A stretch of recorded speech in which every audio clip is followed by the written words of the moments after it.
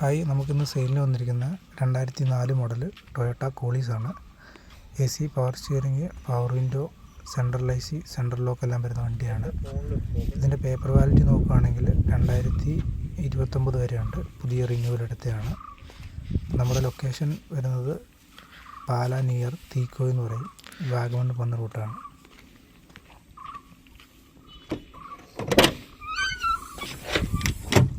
Asking price 2,27,000 രൂപയാണ്. താല്പര്യമുള്ളവർക്ക് ഞാൻ നമ്പർ താഴെ ഡിസ്ക്രിപ്ഷനിൽ കൊടുത്തിരിക്കാം. വിളിച്ചാൽ മതി ആളെ.